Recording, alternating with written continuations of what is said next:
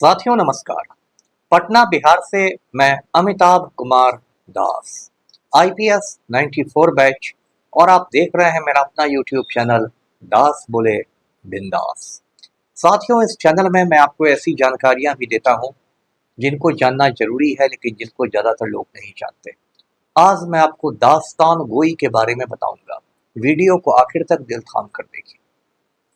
साथियों, दास्तान गोई शब्द फारसी भाषा के पर्सियन के दो शब्दों से मिलकर बना है, दास्तान और गोई।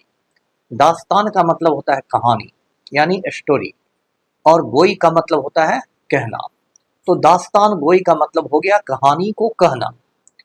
ये कहानी सुनाने की एक कला है, और कहानी सुनाने वाले को दास्तान गो कहते हैं।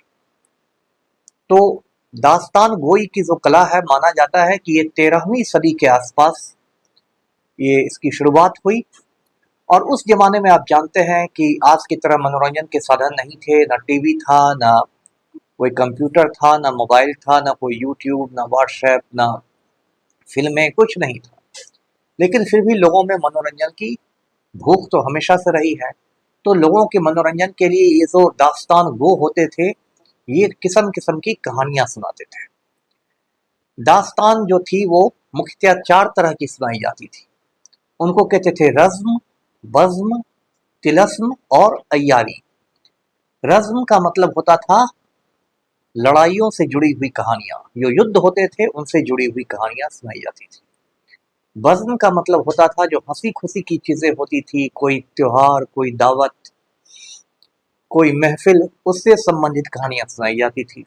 तिलस्म का मतलब होता है जादू, मैजिक, तो उसमें जादू की कहानियां सुनाई जाती थी।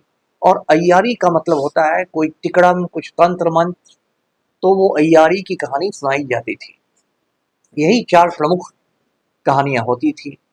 और ये जो दास्तान गो होते थे, किस्सा सुनाने वाले, इतने रोचक तरीके से किस्से सुनाते थे कि लोग उसमें बिल्कुल डूब जाते थे। यदि ये कोई हंसी की बात सुनाते तो सुनने वाला पेट पकड़ के लोटपोट हो जाता था हंसते हंसते। यदि ये कोई दुख की बात कहते थे तो लोगों की आंखों से आंसू बहने लगते थे, लोग हिचकियां लेने लगते थे। जब ये मैदान जंग की तस्वीर पेश करते थे, युद्ध भूमि की बात बताते थे, तो लोगों का कलेजा दहल जाता था।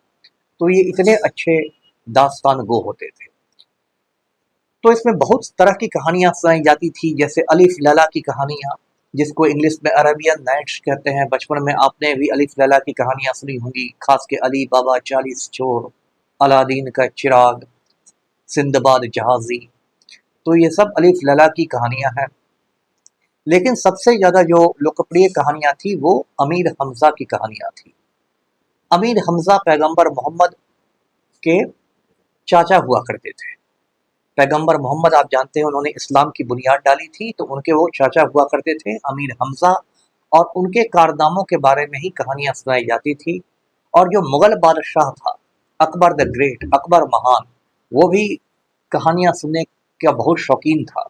और उसने हमजा नामा लिखवाया, जिसमें अमीर हमजा के ढेर सारे कारनामे संकलित किए गए, एकत्रित किए गए। तो इस तरह से ये जो परंपरा थी दास्तान गोई की, ये सदी बर सदी चलती रही। और जो रईस लोग होते थे, नवाब लोग, वो लोग तो बाकायदा अपना एक दास्तान गो रखते थे। जैसे बावर्ची रखते थे खाना बनाने के लिए, ऐसे ही दास्तान गो रखते थे उनको कहानियां सुनाने के लिए। ये दास्तान गो उनको कहानियां सुनाते थे, और वो सुनते सुनते सो जाते थे। फिर अगले दिन वो कहानी जारी रहती थी, फिर उसके अगले दिन, इस तरह से सिलसिला चलता था। लंबी लंबी कहानियां सुनाई जाती थी। और दिल्ली में जो जामा मस्जिद है, उसमें तो ये हालत होती थी कि हर जुमेरात को यानी गुरुवार को वहाँ दास्तान गो दिल्ली के इकट्ठा होते थे, जामा मस्जिद की सीढ़ियों पर बैठ जाते थे और किस्से सुनाने लगते थे। कोई हातिम ताई का किस्सा सुनाता था, कोई किस्सा चार दरवेश, कोई कौन सी शहजादी का, शहजादे का। और जो नमाजी लोग आते थे मस्जिद में, वो आते जाते उन दास्तान गो को कोई इकन्नी देता था, कोई दुअन्नी देता था, कोई चवन्नी देता था। और शाम होते होते उन दास्तान गो के पास पैसों का ढेर लग जाता था, और फिर वो अपने घर जाते थे। एक तरह से उनकी दाल रोटी चलती थी किस्सा सुना के ही। तो इस तरह ये कई सदी तक ये दास्तान गोई की परंपरा चलती रही। लखनऊ में एक बहुत बड़े प्रकाशक हुआ करते थे, मुंशी नवल किशोर। वो प्रकाशक थे, यानी उनका काम था किताबें छापना। तो उन्होंने सोचा कि बहुत सारी जो कहानियां हैं वो गायब हो जाएंगी यदि उनको छापा नहीं जाए तो उन्होंने ढेर सारे दास्तान गो को बुलवाया और कहा कि तुम कहानी सुनाते रहो और हमारे लोग उन कहानियों को कलम बंद करते रहेंगे, नोट करते रहेंगे। और उसके बाद 25 साल लगे मुंशी नवल किशोर को, और 25 बरस में उन्होंने 46 खंडों में 46 वॉल्यूम्स में वे दास्तान इकट्ठे किए। तो इसलिए दास्तान गोई की परंपरा में मुंशी नवल किशोर का बहुत बड़ा योगदान माना जाता है। तो इस तरह ये सैकड़ों साल तक दास्तान गोई की परंपरा चली, लेकिन वक्त बदलता है, समय बदलता है, फिर नई नई चीज़ें आ गई और धीरे धीरे ये जो परंपरा है वो लुप्त होती गई। और 1928 में जो आखिरी दास्तान गो माने जाते थे, मीर बाकर अली, उनका इंतकाल हो गया, उनकी मौत हो गई। तो माना जाता है कि मीर बाकर अली की मौत के साथ ही दास्तान गोई की जो परंपरा थी वो एक तरह से खत्म हो गई, समाप्त हो गई। उसके बाद 75 बरस तक लगभग बिल्कुल सन्नाटा छाया रहा। 2005 के आते आते उसमें बदलाव हुआ। उर्दू के एक बहुत बड़े विद्वान थे मुनव्वर हुसैन फारूकी। उन्हें लगा कि दास्तान गोई की परंपरा को पुनर्जीवित करना चाहिए, फिर से शुरू करना चाहिए। उनके भतीजे हैं महमूद फारूकी, जो फिल्में भी बनाते हैं। तो चाचा भतीजा दोनों ने मिलकर दास्तान गोई की परंपरा को फिर से जीवित किया। उन्होंने किताब लिखी दास्तान गोई पर, वो किताब काफ़ी पॉपुलर हुई, मेरे पास भी वो किताब है। उसके बाद उन्होंने कई सारे किस्से सुनाने वालों को ट्रेनिंग दी कि किस तरह किस्सा सुनाया जाता है। उसकी भी एक रिवायत होती है, एक खास अंदाज में किस्सा सुनाया जाता है। जैसे किस्सा सुनाने की एक रिवायत मैं बताता हूँ कि या तो दास्तान वो अकेले सुनाता है या दो लोग सुनाते हैं।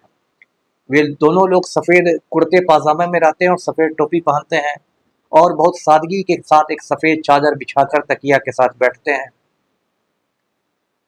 उसके बाद वो जो कहानी सुनाते हैं उस दौरान ताली बजाने को बदतमीजी समझा जाता है। यदि कोई अच्छी बात आपको लगे और आप ताली पीटने लगे तो आप बदतमीज माने जाएंगे।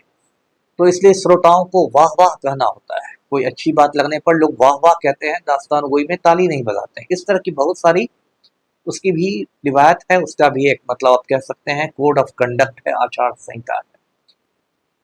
तो मुनव्वर हसन फारूकी और महमूद फारूकी ने दास्तान गोई को एक तरह से फिर से जीवित कर दिया। और उसके बाद बहुत सारे नए नए दास्तान गो आए। जैसे एक मेरे बहुत पसंदीदा दास्तान गो है, उनका नाम है हिमांशु बाजपेयी। वो यंग मैन है और लखनऊ के रहने वाले हैं। यूट्यूब पर आप हिमांशु बाजपेयी से किस्से सुन सकते हैं और उनकी उर्दू बहुत अच्छी है, बिल्कुल परफेक्ट है। जो उर्दू का तलफ़ुज़ होता है, जो उच्चारण होता है उर्दू का, वो बिल्कुल उनका परफेक्ट है और बहुत अच्छी अच्छी कहानियाँ सुनाते हैं हिमांशु बाजपेयी। इसी तरह एक और बहुत अच्छे दास्तान गो थे अंकित चड्ढा, लेकिन बहुत कम उम्र में ही एक दुर्घटना में उनकी मौत हो गई, तो वो अब नहीं रहे। आजकल ज़माना बदल रहा है, तो अब महिला दास्तान गो भी आ रही हैं। दिल्ली की एक लड़की है फौजिया, उसने तो अपनी पुरानी नौकरी छोड़ दी क्योंकि एक दास्तान गो के रूप में वो इतना ज़्यादा पॉपुलर हो गई। और ये एक दिलचस्प बात है कि आजकल ज़माना जो हो गया है बहुत व्यावसायिक हो गया है, कमर्शियल हो गया है, तो इन दास्तानगो की फीस भी कम नहीं रहती है। मैंने व्हाट्सएप पर एक बम्बई के दास्तानगो से संपर्क किया, उसका नंबर मैंने कहीं फेसबुक पर देखा था। मैंने पूछा कि भाई पटना के किस्से सुनाओगे तो कितने लोगे? तो उसने दास्तान गोई के एक परफॉर्मेंस के लिए 2 लाख रुपए मांगे। मैंने कहा रहने दो भाई, मैं यूट्यूब पर ही किस्से सुन लूँगा। लेकिन ये बात है, तो ये दास्तान गोई की परंपरा है। इस परंपरा को जीवित रखा ज़्यादा ज़रूरी है क्योंकि इसके माध्यम से बहुत सारी चीज़ें चली आ रही हैं पहले के ज़माने की। और इस वीडियो को मेरी गुजारिश है, दरख्वास्त है कि आपके घर में या आस पड़ोस में कोई बच्चा हो तो उस बच्चे को ज़रूर देखना चाहिए। उसके लिए एक बहुत ज्ञानवर्धक वीडियो होगा। तो वीडियो को लाइक करें, शेयर करें और चैनल को सब्सक्राइब कीजिए। धन्यवाद। जय हिंद।